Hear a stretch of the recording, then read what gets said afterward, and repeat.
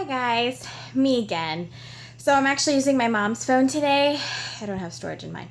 So, let's talk about Girl Meets Upstate. That will be video about today, and I also have some leftover questions I needed to answer from my Q&A special, and I wanted to talk about something that happened on Twitter a couple days ago. So let's get the Upstate review out of the way. The review, the episode, it was pretty good. I gave it about a 9 out of 10, just as good as the other one, the last episode. I really did like it. My favorite part, probably out of the whole episode, was probably when Sean and Corey did their handshake after freaking 20 years later. That was probably the best part for me, because as a Boy Meets World fan, that part was just amazing. And the cool thing is that what I found out from the writers is that they didn't even have to practice that. They knew it and they remembered it by heart, and I thought that was really cool. So the episode was just mostly about Riley and Maya going up to go upstate to go see Sean, because they need to figure out what's wrong with Maya and why they think Maya's changed and what they can do to get her back. And Sean was just, just trying to explain to them, and he was actually, there was a lot of flashbacks with Boy Meets World, because he had a similar thing, because when he was trying to find himself, and Corey was always there for him, and best friends are supposed to be there for each other, and then it came to the point where Sean thought actually, he was just like, wait a minute, I'm different too, he kind of was like, wait, am I really who I am? He kind of sidetracked a bit, and, he was wondering if maybe he changed too, and then Corey showed up. And Corey, the cool thing about that was that Corey was just kind of you were the best thing that ever happened to me. And Corey was like, the thing that makes you unique, Sean, is, you blew up a mailbox and all that kind of stuff that Sean did, when he was growing up. And that's what made him unique. He was kind of like a bad boy, kind of like Maya was. I think that's what him and Maya always have in common. And then they did their little handshake, and, there was at one part where Riley asked Maya if the only reason she liked Lucas was because Riley liked Lucas, because they think that Maya's acting like Riley. And Maya said she wasn't sure yet. That Maya said she wanted to find herself first, and then she's just gonna kind of try and figure out, if she really does like Lucas, and in what kind of way does she like Lucas. And also this episode was also about how Lucas was kind of he already made his decision. He was trying to tell the people, but of course they kept cutting that off so we wouldn't see it. But what made was kind of interesting though at the end of the episode was when, he was ready to tell them who he chose, and then Maya was like, no, you choose Riley. Either way, you're going to choose Riley, because she thinks that she's acting like Riley, so no matter what, you choose Riley. And Lucas wasn't very happy that she said it for him. I'm not sure if it's because it took away the moment that he was going to say of who it was, or if it was because he was never intending on choosing Riley, and he was actually wanting to choose Maya.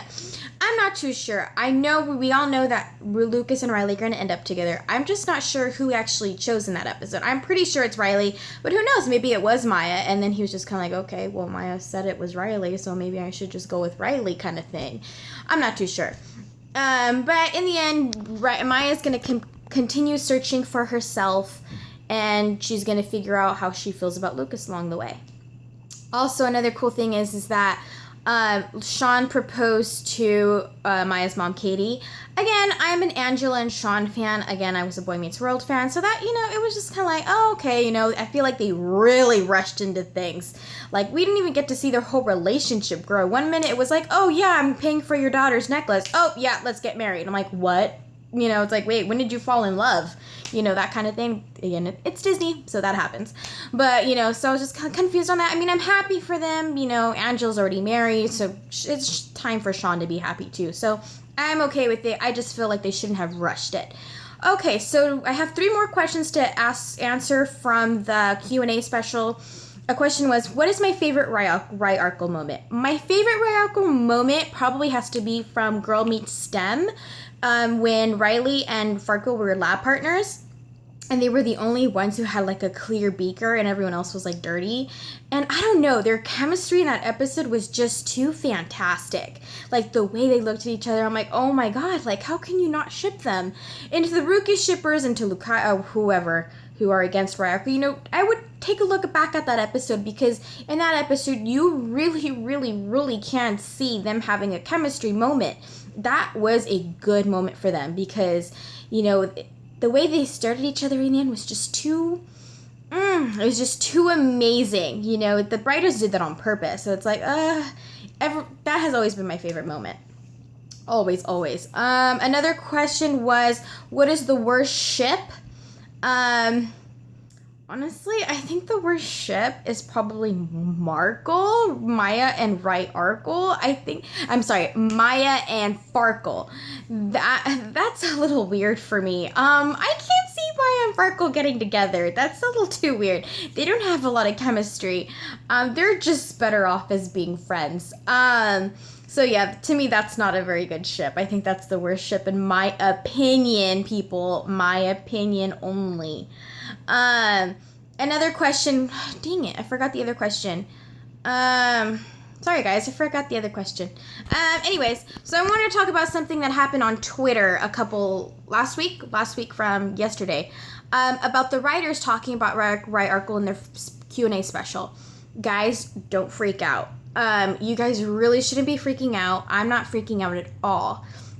Now, people are freaking out mostly because, people were showing pictures of, someone asked on Twitter, was it an important moment when Farkle and Riley said, I love you, because he was wearing a jean jacket like Corey and Topanga. So the question was it a good, important moment just as much as the Corey and Topanga moment that happened years ago when they told each other, I love you? And the writers automatically said, nope, there is no special moment about that. I knew about that moment. I figured there was nothing special about that. It was just kind of a friendly I love you as between friends. I didn't think there was any symbolism with the whole him wearing the jean jacket. I knew it. I felt like that was stretching it a little too far with what fans were like, oh, that means something. I knew it really didn't mean anything, so I wasn't disappointed by that. What caught me off guard was the turtleneck and the plaid shirt or whatever you call it. Was when Riley and Maya were older, and the writers they're like, oh, does this mean something? Riley's wearing her turtleneck shirt and Maya's wearing the shirt that Lucas wore in Girl Meets Texas, and they were like, oh, I guess some things are a coincidence. That I'm kind of confused about. I really thought that wasn't a coincidence. Maybe it is, but I don't know. I just didn't think it was. Maybe it is. I don't know. That was the one I was kind of confused about. So we'll have to see along the lines of that one. And the big one that everyone's freaking out about was when, will Farkle and Riley be anything more than friends? And they stated, Farkle loves Maya and Riley equally. And he could never choose. That's what makes him a genius or something like that. I don't know if you guys noticed, but they're tricky. They pulled that quote right out of the last episode of Girl Meets Upstate. They took that quote right out of Farkle's mouth. And I'm like, okay, now they're not going to say anything, obviously. They're like, okay, so don't freak out. That doesn't mean anything. Because first of all, they said equally. They did not say Farkle loves them both the same. He said Farkle loves them equally. You guys need to get your words right. Equally is a completely different meaning than the same. Equally is like he loves them both equally, same amount of love. That doesn't mean he loves them the same way. I love my friend and my mom the same way, for example. I love them equally. But that doesn't mean I love them the same way. I love my mom in a different way, and I love my friend in another different way. I love them both equally, same amount of love. That doesn't mean I love them the same. You guys have to remember that. That's what the writers were trying to trick you. They're trying to trick you. Don't let them trick you. Okay? Everything's going to be just fine. Cool it. Now, if you guys have any questions, I suggest you guys talk to my my source, the Owl Detective on Twitter. On Tumblr. She's really good when it comes to those kinds of things. I suggest you look at her stuff. She really narrows it down what the writers are always saying. Don't be fooled. They are trying to trick us. Ryarkle is endgame, guys. They are going to happen. Don't worry about it. And to the haters, you can argue with me. You can post your opinions. Don't be hateful, though. I don't like people being hateful. I am not being hateful toward Ruckus anymore. So don't be hateful towards my ship. I really don't appreciate it. Let's not start arguing. Let's just agree to disagree. That's a good way to look at it. Anyway, guys, I'm out for this time. I'll see you guys in the next when the next episode airs. I'm not too sure if that's next week or the week after. But anyways, guys, so you guys know the drill. Like my Facebook page, Right Arkle Fans. Like my Twitter page. Links will be posted below. Subscribe to my channel. And I will see you guys next time. I'll see you guys later. Thanks for watching. You guys are great. Bye, guys.